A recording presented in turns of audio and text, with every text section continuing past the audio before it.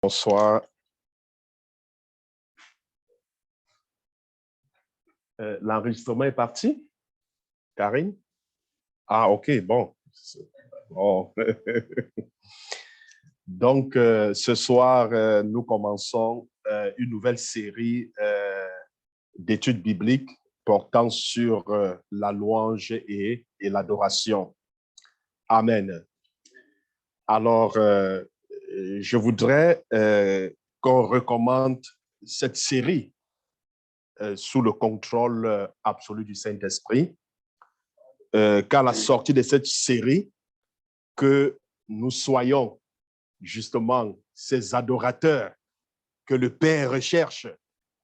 Parce que la Bible dit, l'heure est venue, l'heure est déjà là où le Père recherche ceux qui vont l'adorer en esprit et en vérité. Donc, l'heure est déjà venue.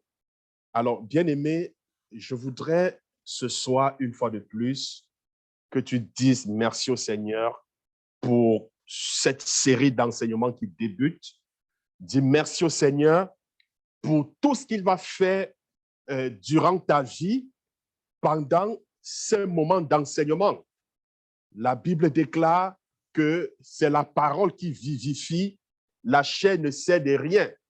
Jésus a dit, les paroles que je vous ai dites sont esprit et vie. Bien-aimé, c'est la parole qui change. La parole nous bénit, la parole de Dieu nous transforme.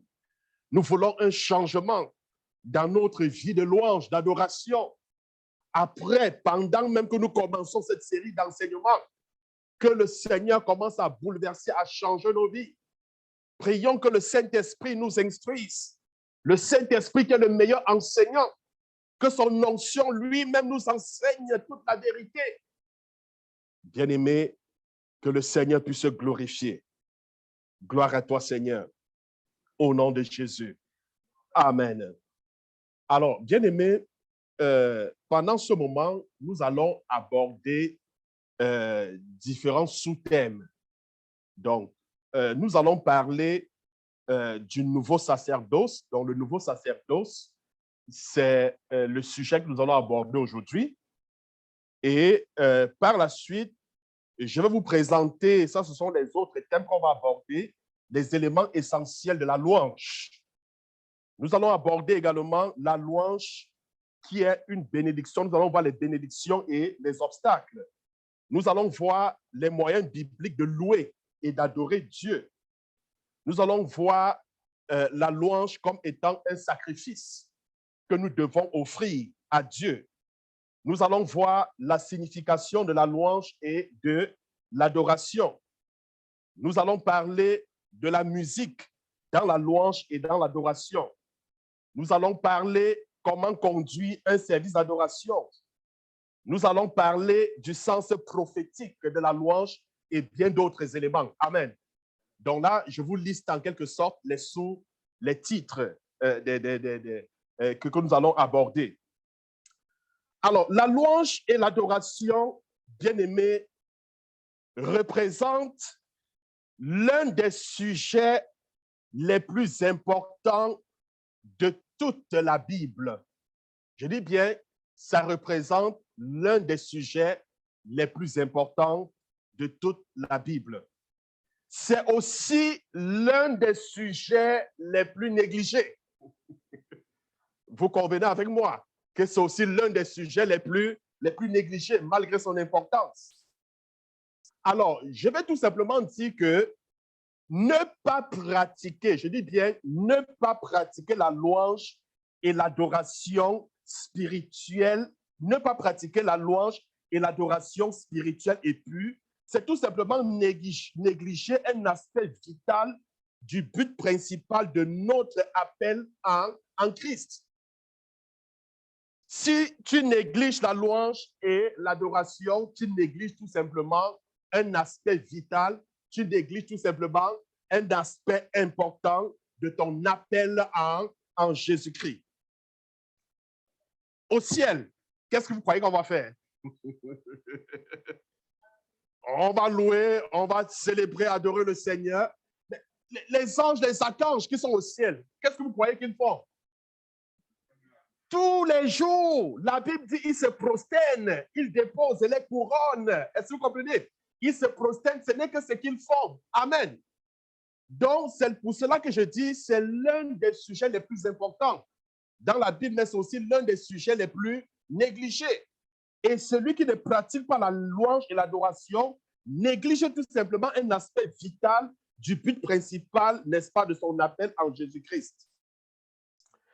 Alors, bien-aimés, je prie ce soir que, au travers de ces enseignements, que le Seigneur puisse te toucher, que le Seigneur puisse te motiver, que le Seigneur puisse te transformer, que le Seigneur fasse de toi un vrai adorateur, c'est-à-dire celui-là qui adore Dieu en esprit, en vérité, celui-là que le Père recherche. Alors ce matin, ce soir, d'autant pour moi, je vais parler du nouveau sacerdoce. Ça, c'est le premier point, premier chapitre. Donc, on aura à peu près comme ça, au moins 7 à 10 chapitres. Donc, notre premier chapitre, c'est le nouveau sacerdoce. Mais en fait, lorsqu'on parle du sacerdoce, parce qu'il faut d'abord comprendre les termes, hein, ce sont les termes utilisés dans la Bible, donc pour qu'on ne s'égare pas. Lorsqu'on parle du sacerdoce, le sacerdoce, c'est quoi? C'est-à-dire de manière simple, le sacerdoce, c'est tout simplement la fonction d'un ministre de Dieu. Amen. La fonction d'un ministre de Dieu, d'un appelé de Dieu. Donc, lorsqu'on parle de sacerdoce, ça veut dire que c'est une fonction. Est-ce que vous comprenez? Quand on parle d'une fonction, ça veut dire qu'il y a différentes tâches. Est-ce que vous comprenez? Qui qualifient, associées à la fonction. Donc, c'est ça le sacerdoce. Est-ce que c'est clair pour chacun? C'est parfait. Alors, dans l'Ancien Testament, Dieu avait établi en fait un sacerdoce pour servir d'intermédiaire entre son peuple et lui. Est-ce que vous comprenez?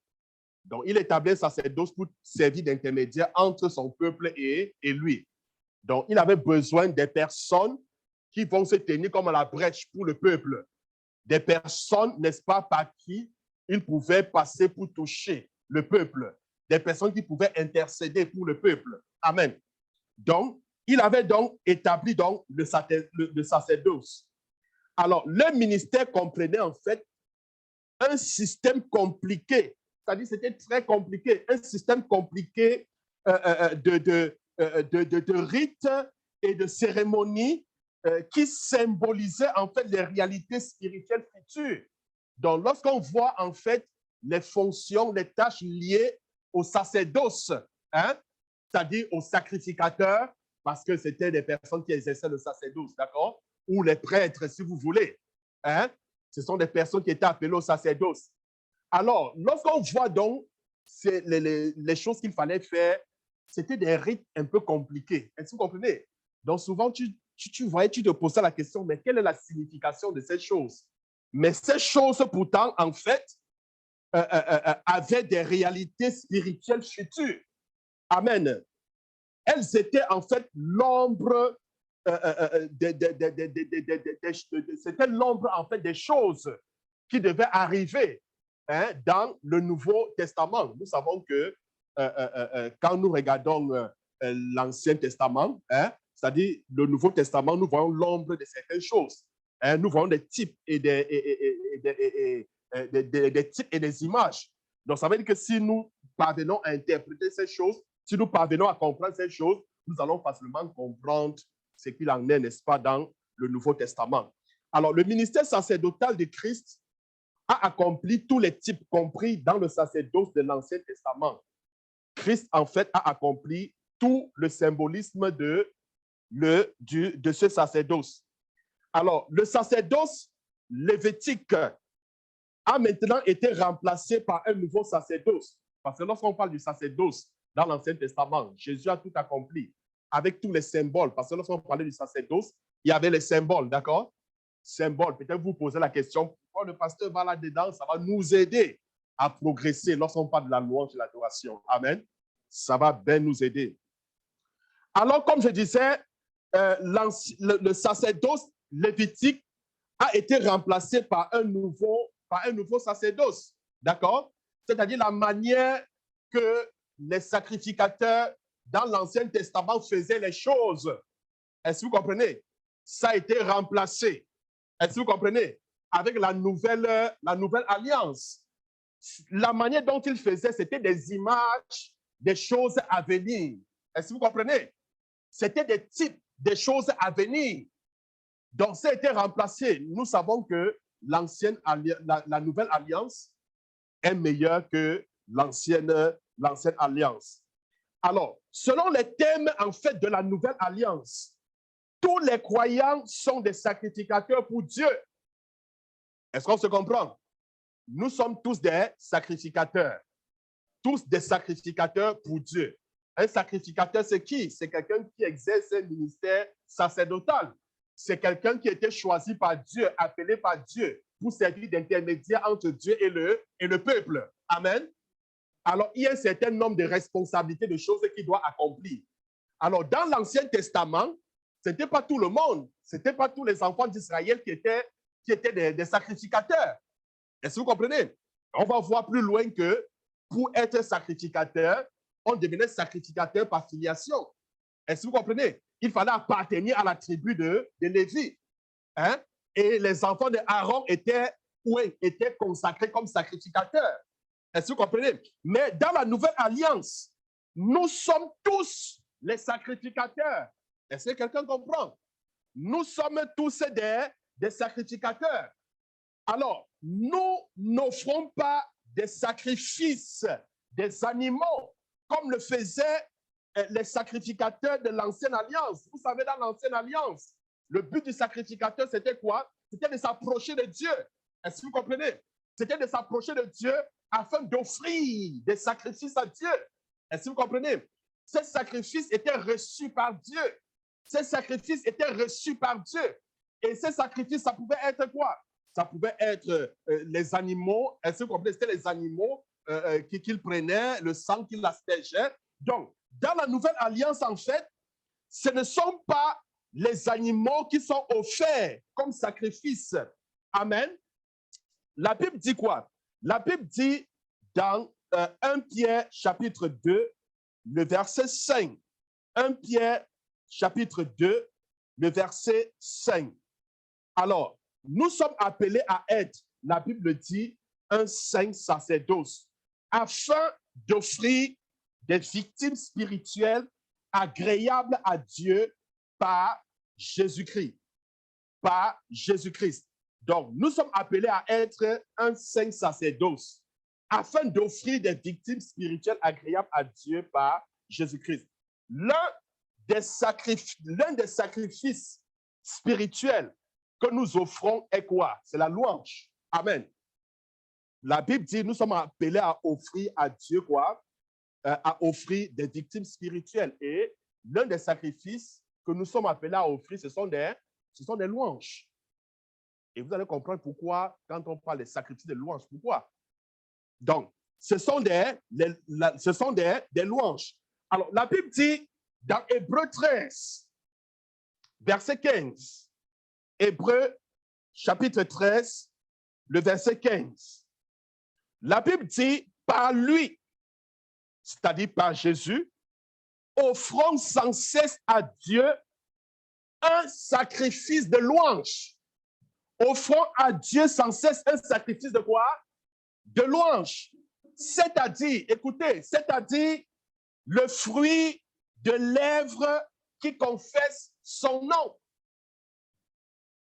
Par lui, offrons sans cesse à Dieu un sacrifice de louange. Qui peut offrir un sacrifice?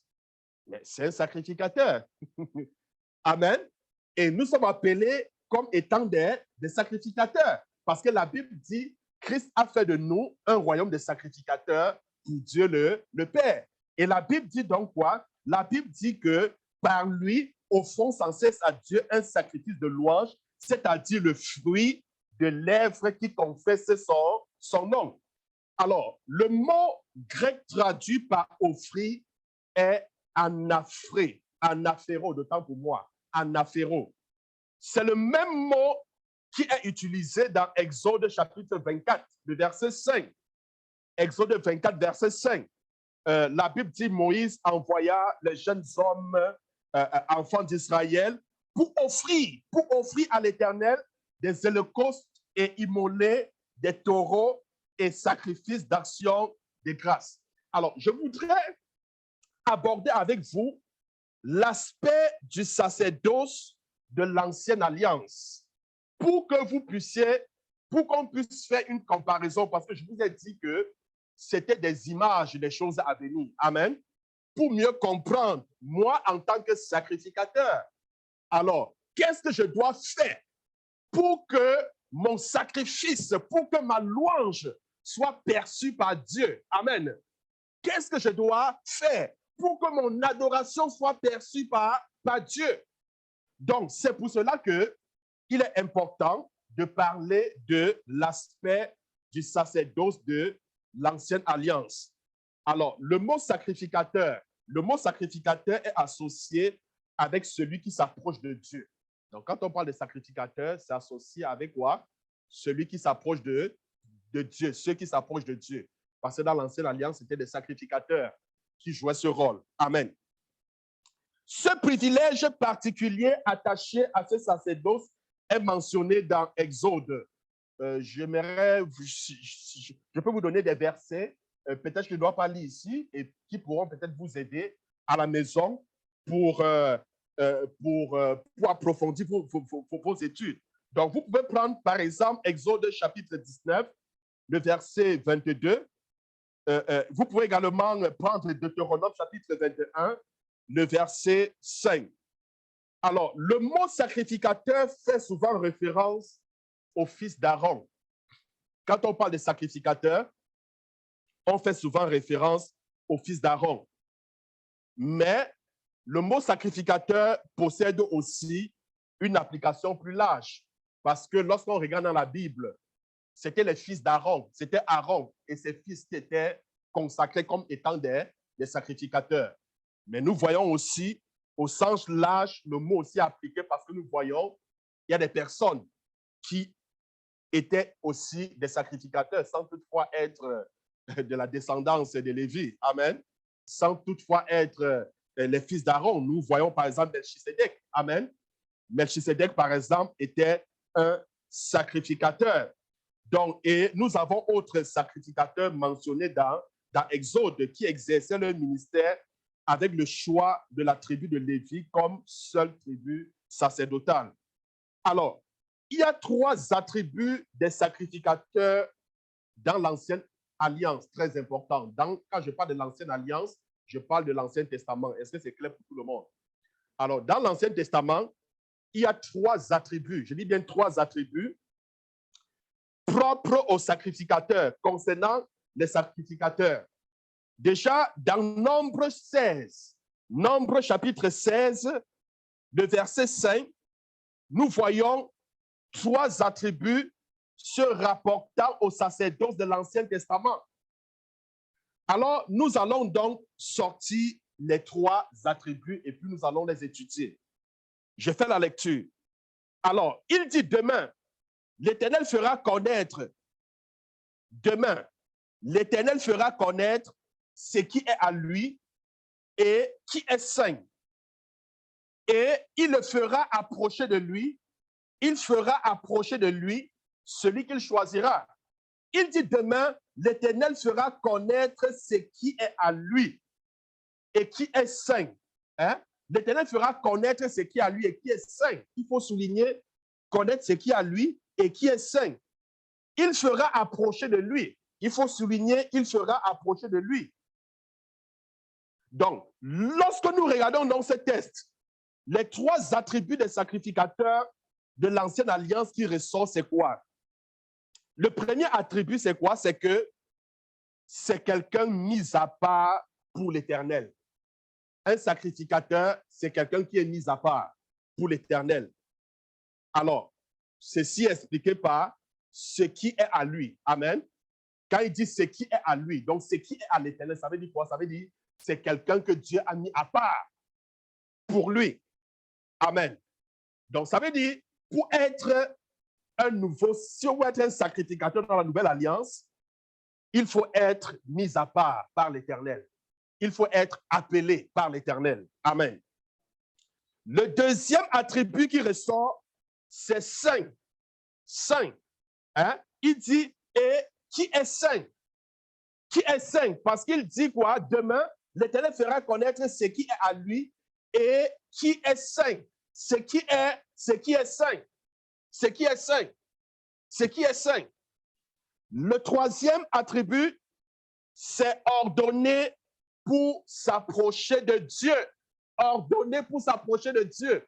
Donc, Dieu l'établit afin qu'il puisse s'approcher de lui. Alors, il dit, et il le fera approcher de lui. Alors, je voudrais rapidement qu'on puisse voir la description de ces trois attributs. Alors, le premier attribut, nous avons parlé mise à part pour l'Éternel, ou alors la position, d'accord? La position. Donc, le premier de ces trois attributs décrit tout simplement la position du sacrificateur. Ça décrit sa position. Il est sanctifié. C'est quelqu'un de retiré du monde et mis à part pour Dieu. C'est quelqu'un sanctifié. C'est quelqu'un qui est retiré du monde. C'est quelqu'un, bien qu'il est dans le monde, il n'est pas du monde. Il ne se conforme pas. Amen. Il est mis à part pour Dieu. La deuxième chose, le second attribut décrit tout simplement la condition. Le sacrificateur est saint. Il est consacré à Dieu. Tout ce qui est consacré à l'Éternel est sanctifié. Vous le savez, dans Lévitique 27, verset 28, tout ce qui était consacré à l'Éternel était sanctifié. La troisième chose, bien aimée, le troisième attribut décrit le ministère et la fonction du sacrificateur. Ça décrit le ministère et la fonction du sacrificateur. Alors, approchez-vous de Dieu. Mais ceci se rapporte à toutes les fonctions du sacrificateur. Étant donné que le sacerdoce prend la place du peuple devant Dieu, la fonction des sacrificateurs représente aussi les éléments essentiels qui forment la base de l'alliance et de la communauté avec Dieu. Les sacrificateurs donc devraient être un peuple appelé. Ils devraient donc être une nation sainte. Ils devraient donc être un peuple spécial, un royaume de sacrificateurs pour Dieu. Quel est le rôle du peuple dans la nouvelle alliance? Le Nouveau Testament décrit le rôle que Dieu désire pour son peuple dans le Nouveau Testament. En fait, quel est notre rôle dans le Nouveau Testament? Dans l'Ancien Testament, on était représenté. Amen. Dans l'Ancien Testament, le peuple était représenté par quoi? Par les sacrificateurs. Mais dans la Nouvelle Alliance, nous sommes un peuple élu. Amen. Est-ce que tu peux dire, nous sommes un peuple élu? Nous sommes un peuple élu. N'oubliez pas, nous avons été délivrés du monde. Le monde qui est ici une image de l'Égypte. Amen. Quand on parle de l'Égypte, l'Égypte, c'est le monde. Donc, nous avons été délivrés de l'Égypte. Nous avons été délivrés du péché et du royaume de Satan.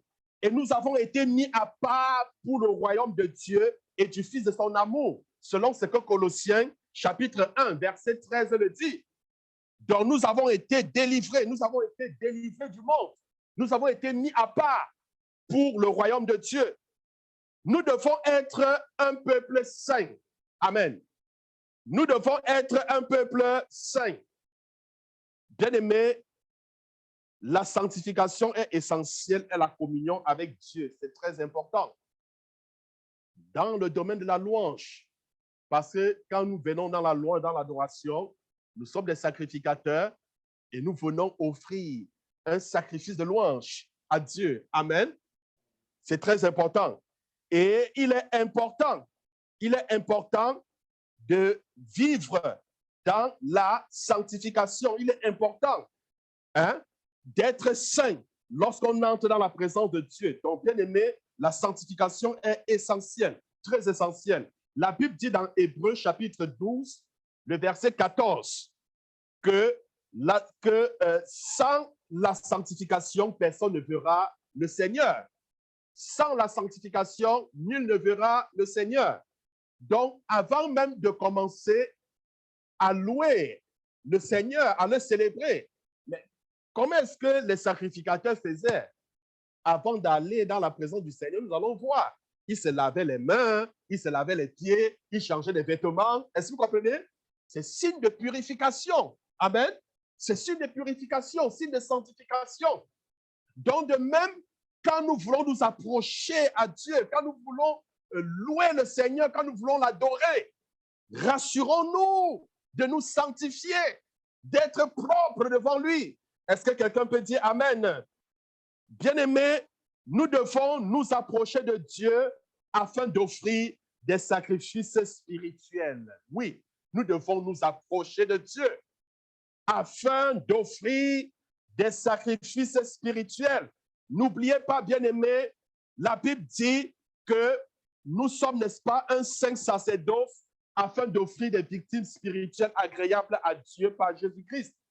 La Bible dit, offrons sans cesse à Dieu un sacrifice de louange, c'est-à-dire le fruit de lèvres qui confesse son nom. Nous l'avons vu un peu plus haut dans Hébreux 13 et verset 15. Offrons des sacrifices de louange. Offrons des sacrifices de louange. Donc, nous avons vu comment les trois attributs s'appliquent aussi dans la nouvelle alliance. Amen. Je voudrais aborder rapidement les autres aspects du sacerdoce de l'ancienne alliance. Alors, lorsqu'on parle de l'ancienne alliance, pour faire partie du sacerdoce, ou alors pour être sacrificateur, c'était d'abord par alliance. Amen. C'était par filiation. Je vais dire, c'était par filiation. Alors, Dieu a choisi les fils d'Aaron pour être des sacrificateurs. Ça, c'est dans Exode 6. Si vous prenez Exode 6, verset 16 au verset 20, on va voir comment Paul dit carrément de choisir les fils d'Aaron afin de les ordonner comme des sacrificateurs. Alors, Aaron était lui-même le premier souverain sacrificateur. Est-ce que vous comprenez? Et pour être sacrificateur, il fallait être, n'est-ce pas, de cette tribu. Amen. La deuxième chose, lorsqu'on parle, n'est-ce pas, du sacerdoce dans l'Ancien Testament, un autre aspect, c'est l'ordination. L'ordination. Les fils d'Aaron étaient ordonnés à la prêtrise par Moïse. Ils étaient ordonnés à être des prêtres. Amen. À exercer cette fonction par Moïse. Nous sommes aussi choisis pour être des sacrificateurs pour Dieu par Jésus-Christ. Amen. Nous sommes choisis pour être des sacrificateurs par Dieu au travers de Jésus. La Bible dit, dans Apocalypse 5, verset 10, Christ a fait de nous un royaume de sacrificateurs pour Dieu le Père. Alors, la troisième chose, lorsqu'on parle du sacerdoce dans l'Ancien Testament, le troisième aspect aussi important, c'est l'intégrité physique. L'intégrité physique. Est-ce que quelqu'un peut dire l'intégrité physique? Dans Lévitique, chapitre 21, verset 17 au verset 21. Lévitique 21, verset 17 au verset 21. La Bible dit, tout homme qui aura un défaut corporel ne s'approchera point pour offrir à l'Éternel les sacrifices. Amen. Ça, c'était dans Lévitique. Que tout homme qui devait avoir un défaut corporel ne pouvait pas s'approcher afin d'offrir un sacrifice à l'Éternel. C'est quoi dans le Nouveau Testament? C'est quoi dans la Nouvelle Alliance? On voit ça. Amen. C'est quoi dans la Nouvelle Alliance? Alors, la quatrième chose, le quatrième aspect qu'il faut connaître, c'est la pureté corporelle. La pureté corporelle. Les sacrificateurs devaient se laver les mains et les pieds avant de pénétrer dans le lieu saint. Ils se lavaient toujours les mains. Ils se lavaient toujours les pieds avant de pénétrer. Mais vous pouvez voir ça dans Exode chapitre 20, verset 17 au verset 21. Je peux également vous donner Exode chapitre 40, verset 30 au verset 32. La cinquième chose, le cinquième aspect qu'il faut relever et qui est aussi important, ce sont des vêtements particuliers. Des vêtements particuliers. Mais on se pose la question, mais pourquoi est-ce que Dieu a demandé aux sacrificateurs de mettre de tels vêtements? Ça a une signification. Alors, dans Exode 28, verset 40 au verset 43, lorsque les sacrificateurs lorsque les sacrificateurs officiaient dans le sanctuaire, ils devaient porter des vêtements sacerdotaux. Et dans Lévitique, chapitre 16, verset 4, la Bible nous décrit un peu le type de vêtements qu'ils allaient porter. La Bible dit, il se revêtira de la tunique sacrée de lin et portera sur son corps des caleçons de lin et il se ceindra d'une ceinture de lin et il se couvrira la tête d'une tia de lin.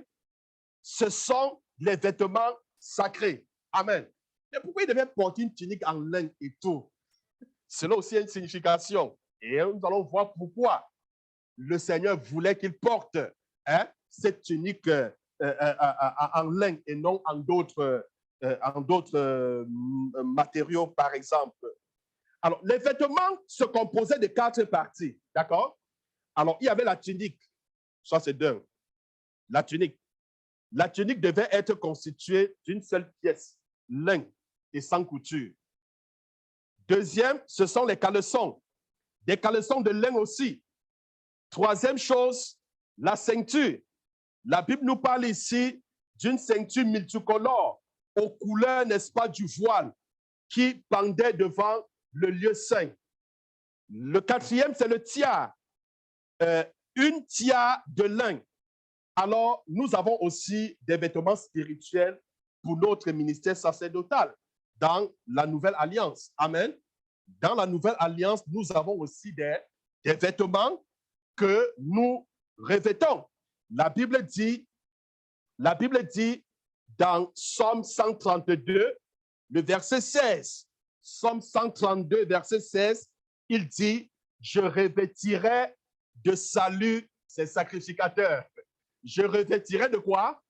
De salut ces sacrificateurs. Écoutez, j'irai même dans Apocalypse 3, le verset 18. Apocalypse chapitre 3, verset 18. Je te conseille d'acheter de moi. Ça, c'est le conseil que Dieu donne à l'église de Laodicée. Il dit, je te conseille d'acheter de moi des vêtements blancs afin que tu sois vêtu et que la honte de ta nudité ne paraisse pas. Amen. Et nous allons voir c'est quoi l'importance dans la Nouvelle Alliance, c'est quoi ces vêtements. Alors, bien aimé, la 6e chose qui caractérise l'aspect de l'ancienne alliance, du ministère du sacerdoce dans l'ancienne alliance, la 6e chose qu'il faut retenir, c'est l'onction. Amen. Parce qu'on a dit, les vêtements, ils mettaient des vêtements, il y avait des vêtements particuliers pour eux. Il y avait aussi l'onction. Donc, le candidat au sacerdoce était conduit à la porte du tabernacle où il était lavé, il était habillé et il était oint. Amen. Donc, on le lavait et puis on l'habillait et puis on mettait l'huile dessus. Il était oint par la suite. Il était oint avec une huile sainte. Et l'huile symbolise le Saint-Esprit. Amen. Donc, quand on parle de l'huile, c'est le symbole du Saint-Esprit. Tout comme quand on parle de la pluie, on parle de la rosée. Ce sont les symboles du Saint-Esprit. On parle de la colombe. Ce sont les symboles du Saint-Esprit. Alors, bien aimé, dans 2 Corinthiens, d'autant pour moi, 2 Corinthiens, chapitre 1, verset 21 au verset 22. Et la Bible dit, et celui qui nous a oint, c'est Dieu, lequel nous a aussi marqué d'un sceau et a mis dans nos cœurs les arts de l'esprit. Alors, lorsqu'on parle maintenant du ministère sacerdotal proprement dit, c'est-à-dire le ministère qu'ils exerçaient, c'est-à-dire après avoir parcouru, c'est-à-dire il fallait être sacrificateur par filiation, il fallait être ordonné, ça exigeait une intégrité physique, une pureté corporelle, des vêtements particuliers, il fallait, n'est-ce pas, être oint. Maintenant, il fallait remplir le ministère. Le ministère était rempli où? Le ministère était accompli dans le tabernacle devant l'Éternel. Le ministère était accompli, n'est-ce pas, dans le parvis de la tente d'assignation. Parce que lorsque vous voyez le tabernacle était comme la maison de Dieu sur terre.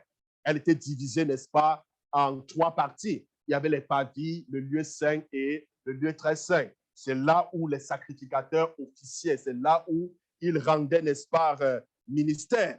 Alors, dans donc les parvis de la tente d'assignation, alors, au niveau des parvis de la tente d'assignation, autant pour moi, quel était leur rôle? Qu'est-ce que ces sacrificateurs étaient censés faire? Leur rôle était d'alimenter le feu de l'autel du sacrifice afin qu'il ne s'éteigne point. Amen.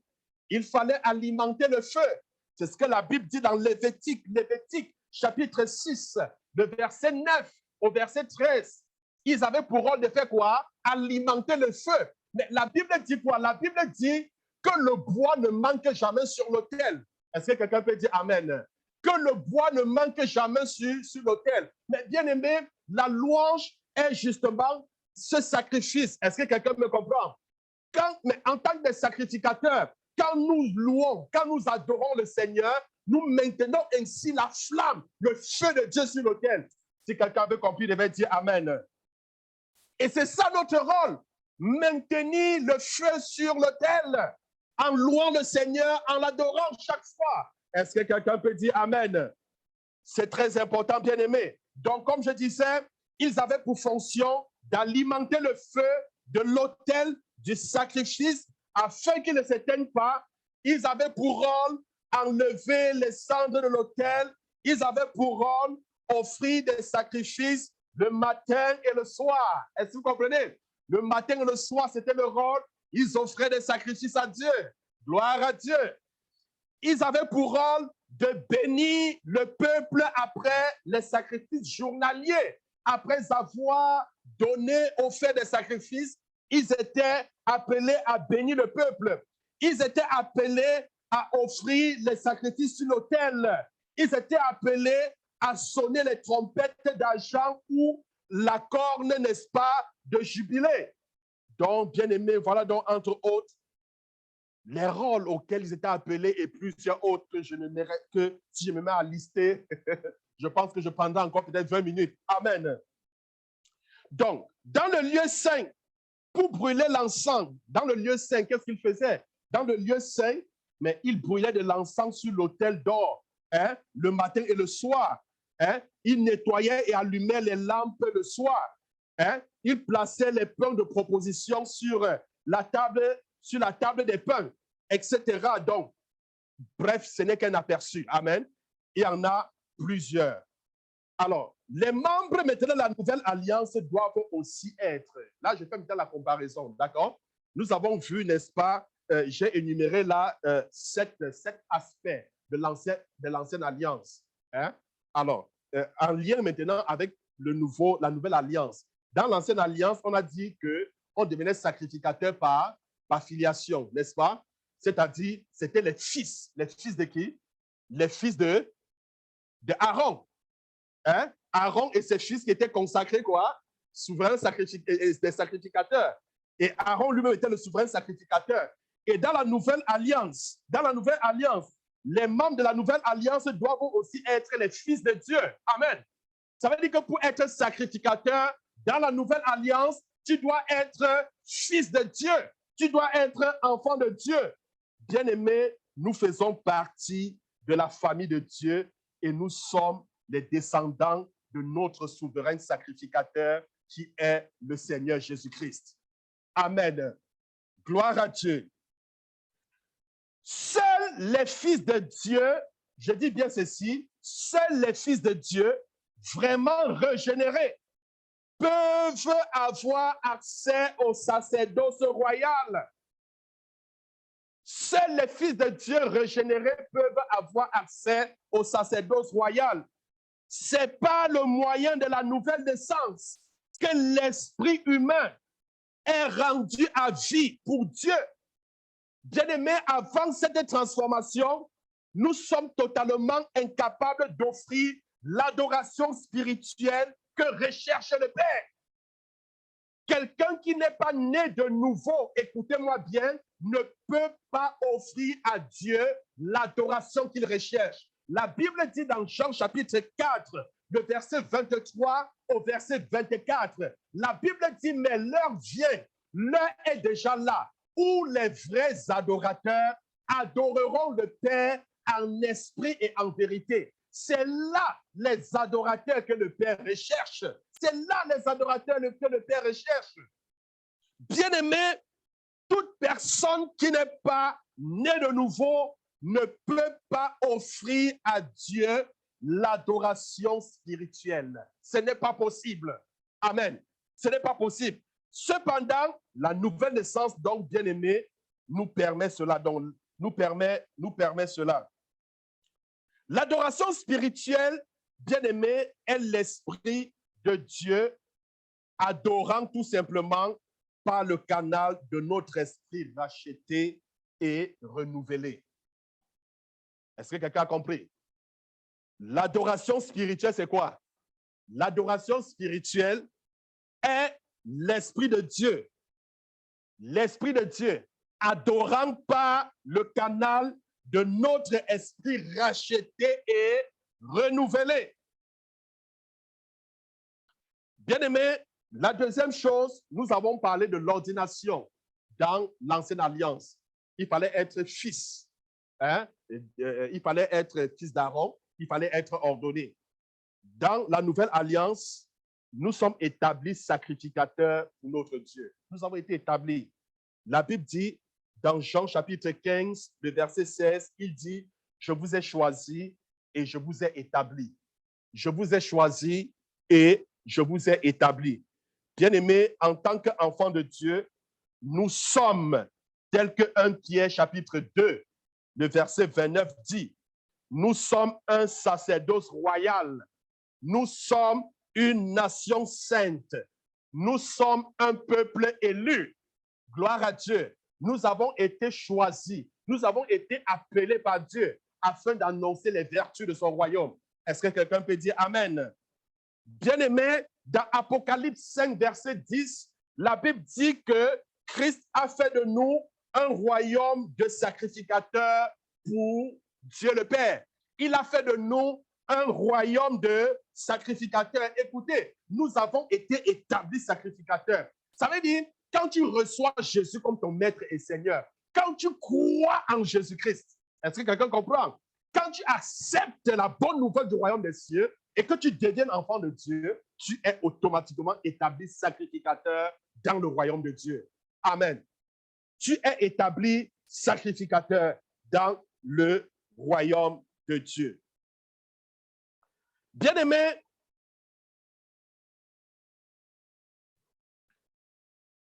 les imperfections, le troisième point, on a parlé de l'intégrité physique, n'est-ce pas? Alors, l'intégrité physique réfère ici à quoi? En quelque sorte à la perfection, n'est-ce pas? Alors, lorsqu'on parle de l'intégrité physique, en fait, les imperfections et les défauts physiques mentionnés dans les Lévitique que nous avons lus, hein, sont en fait symboliques pour nous. Est-ce que vous comprenez? Ces imperfections sont comment? Sont symboliques. Dans un sens symbolique, cela s'applique aux adorateurs de la Nouvelle Alliance. Ces imperfections physiques sont un type des imperfections spirituelles qui peuvent nous empêcher tout simplement d'adorer le Seigneur. Est-ce que quelqu'un comprend? Ce sont les types d'imperfections spirituelles qui peuvent nous appeler d'adorer le Seigneur. Ça ne veut pas dire que si, par exemple, je ne sais pas, tu es extropié, tu es boiteux, tu ne peux pas, Dieu ne peut pas recevoir ton adoration. Non. Amen. Ce n'est pas de ça qu'il s'agit. Est-ce que quelqu'un comprend cela? Donc, notre vie chrétienne doit correspondre, bien-aimé, à ce que nous déclarons dans notre adoration. C'est très important. Est-ce que tu peux dire, ma vie chrétienne doit correspondre à ce que je déclare dans mon adoration? Amen. Parce que Dieu cherche l'adoration d'un peuple sans défaut ni imperfection. Dieu cherche quoi? L'adoration d'un peuple sans défaut ni imperfection. Donc, bien-aimé, Votre vie chrétienne doit correspondre à ce que nous déclarons dans notre adoration. Dieu a dit, ce peuple m'honore des lèvres, mais pourtant le cœur ne m'appartient pas. Est-ce que le cœur appartient à Dieu? Ça ne marche pas. Donc, ta vie même doit correspondre à ce que tu dis, à ce que tu déclares dans ton adoration. Est-ce que quelqu'un comprend? Bien-aimé, nous ne pouvons pas utiliser notre bouche pour adorer Dieu et en même temps pour maudire les hommes. Ce n'est pas possible. La bouche qui bénit ne doit pas maudire. Tu ne dois pas utiliser ta bouche pour louer, pour adorer Dieu et la même bouche pour maudire. Ça ne marche pas. Mais dans Jacques chapitre 3, verset 9 au verset 11, Jacques 3, verset 9 au verset 11, la Bible dit par elle, nous bénissons le Seigneur notre Père et par elle, nous maudissons les hommes faits à l'image de Dieu. Par la bouche, par notre bouche, nous bénissons le Seigneur. Par notre bouche, nous maudissons les hommes qui ont été faits à l'image de Dieu. De la même bouche sortent la bénédiction et la malédiction. Et il ne faut pas, mes frères, qu'il en soit ainsi. Il ne devrait pas être ainsi. La Bible dit, la source fait-elle jaillir par la même ouverture, l'eau douce et l'eau amère? Avez-vous déjà vu une source qui produit en même temps une eau douce et une eau amère? Mais c'est ce que nous faisons. Amen. Hein? Donc, la bouche qui loue le Seigneur, la même bouche nous l'utilisons pour calomnier, nous l'utilisons pour maudire. Ça ne marche pas. Ça ne marche pas. Si nous voulons que notre adoration soit reçue par Dieu, nous devons faire attention. Est-ce que quelqu'un comprend cela ce soir?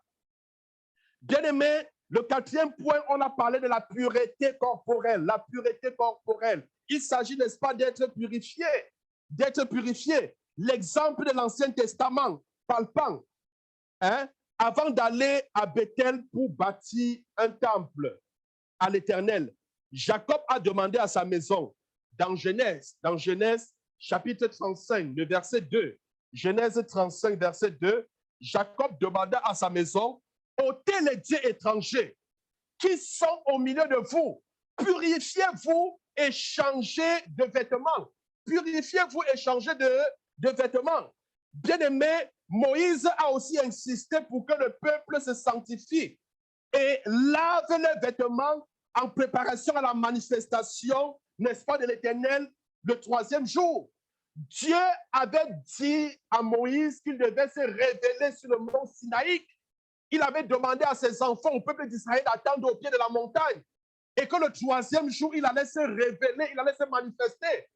Mais il fallait une préparation. Est-ce que vous comprenez? Il fallait qu'il se lave, il fallait qu'il change de vêtements, qu'il lave les vêtements. C'est signe de purification.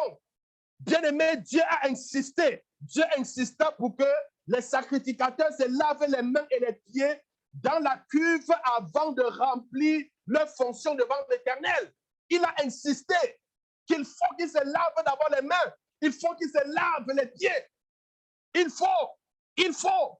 Bien-aimés, nous aussi, nous sommes lavés. Nous sommes lavés par la parole de Dieu. Amen.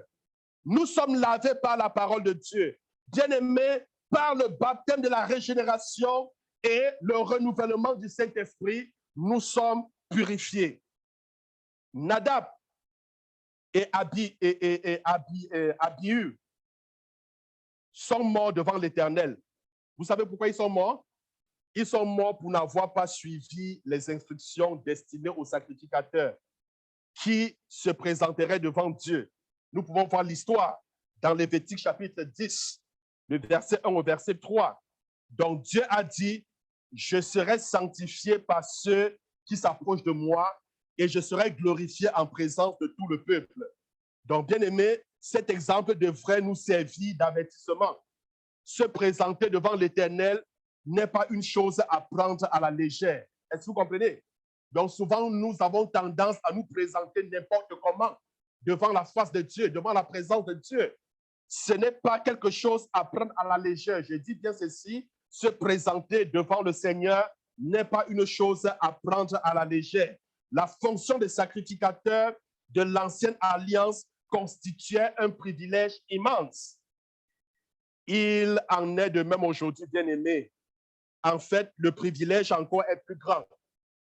Les termes de notre alliance sont de loin supérieurs en fait à ceux de l'ancienne alliance. Parce que si dans l'ancienne alliance, il était privilégié d'être un sacrificateur, à plus forte raison dans la nouvelle alliance. Amen. Parce que les termes de la nouvelle alliance sont supérieurs à celles de l'ancienne alliance. Il est donc important, bien-aimés, que nous ne négligeons pas notre préparation pour l'adoration. Quand on veut adorer le Dieu, ça demande une préparation. Amen. Ça demande une préparation. Le ministère sacerdotal de beaucoup de congrégations ont cessé parce que, comme Nadab et Abihu, elles ont fait preuve, n'est-ce pas, de négligence en ce qui concerne les conditions requises des adorateurs. Hein?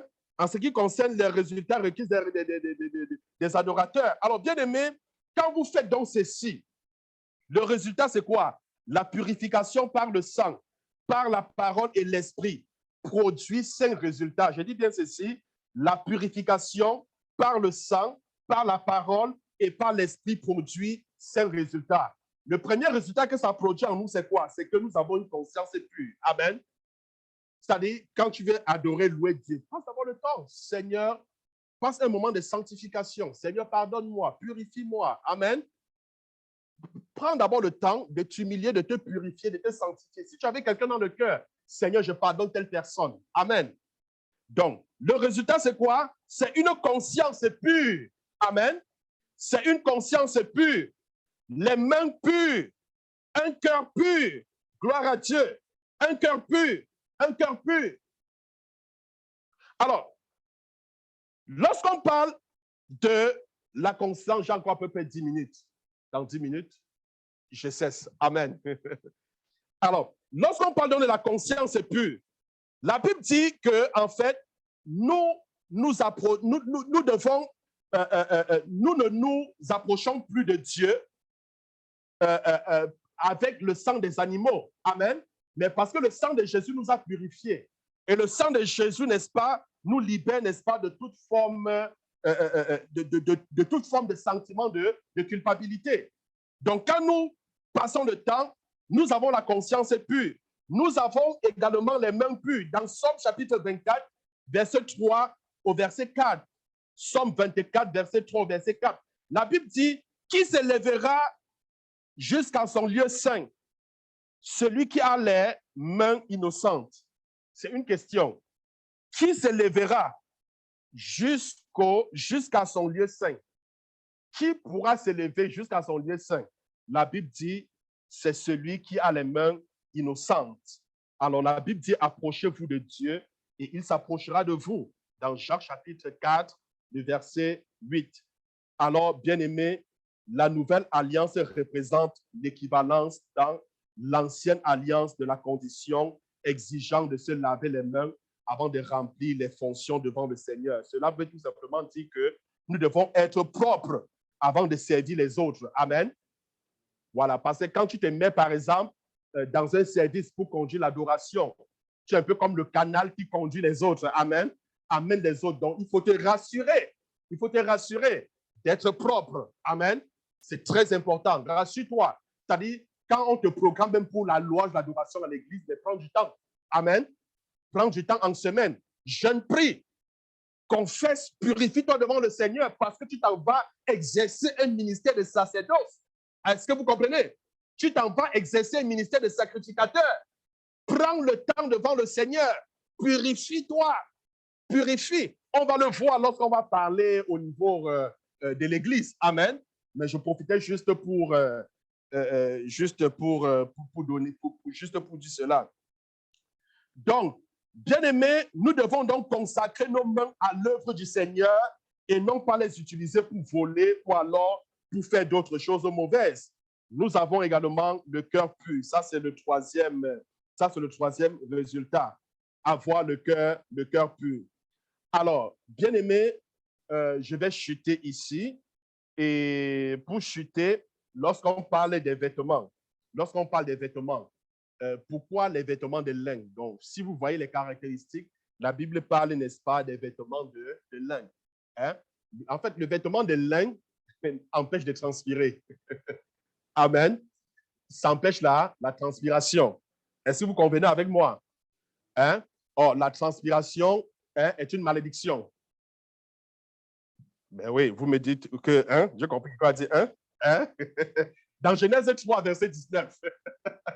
Genèse 3, verset 19. Lorsque Dieu se retourne contre l'homme, il prononce une malédiction. Il dit, c'est à la sueur de ton visage que tu mangeras du pain, jusqu'à ce que tu retournes dans la terre d'où tu as été pris, car tu es poussière et tu retourneras, n'est-ce pas, dans la poussière. Amen. Donc, je vais revenir là la prochaine fois pour nous donner le temps de pouvoir digérer ce qu'on a fait. Amen, ce qu'on a eu à voir jusqu'aujourd'hui. Donc, lors de la prochaine séance, donc justement, on va parler de la référence à Dieu. Hein? On va voir, on doit être revêtu de salut. Hein?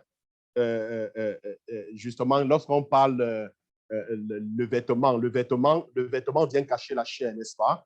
Hein? C'est l'un des objectifs. Le vêtement vient cacher la chair. Hein? Justement, c'est pour nous empêcher, n'est-ce pas, d'empêcher l'orgueil de pouvoir s'exprimer. Amen. Donc, c'est pour cela que quand tu exerces le sacerdoce, il faut avoir ce vêtement. C'est quoi ce vêtement? Donc, nous allons parler de cela. Amen. Alors, nous allons donc finir ça la prochaine fois et entamer aussi le deuxième chapitre. Amen. Est-ce qu'il y a des questions?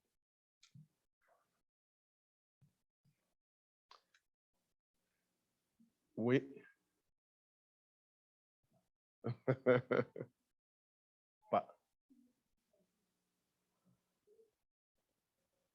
Les chapitres à voir, on a à peu près 8 à 10 chapitres à voir. Oui.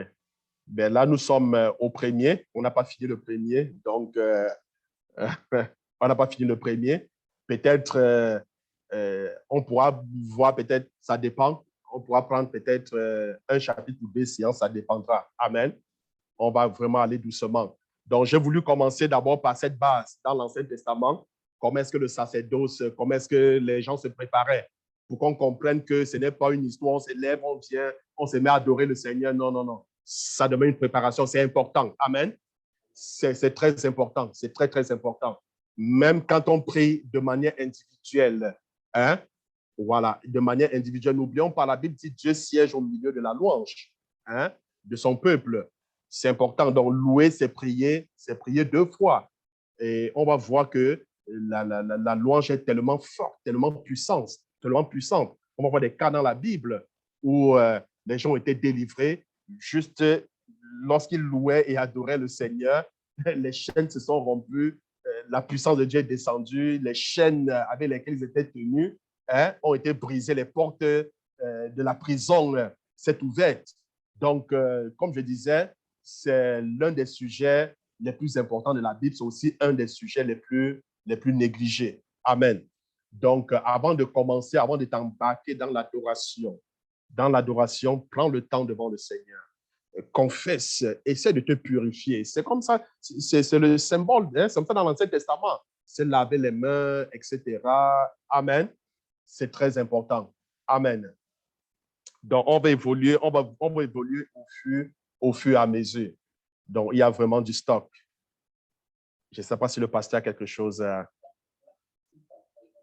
Amen. Donc, on se prépare donc pour lundi prochain. Et je voudrais que lundi prochain, tu invites quelqu'un. Amen. Invite quelqu'un à cette rencontre. Ça peut être des membres de la famille, ça peut être un collègue. Donc, nous allons finir cette partie, nous allons parler des éléments essentiels de la louange. Donc, quels sont les éléments essentiels de la louange? On va toucher plusieurs aspects. Hein? Donc, c'est vraiment bénissant. Donc, quand tu t'en vas à la maison, j'aimerais que tu commences à expérimenter cela. Donc, quand tu arrives dans ton monde personnel avec Dieu, prends d'abord un temps de purification, un temps devant le Seigneur, et ensuite mets-toi à louer, à adorer le Seigneur. Amen. Que le Seigneur vous bénisse.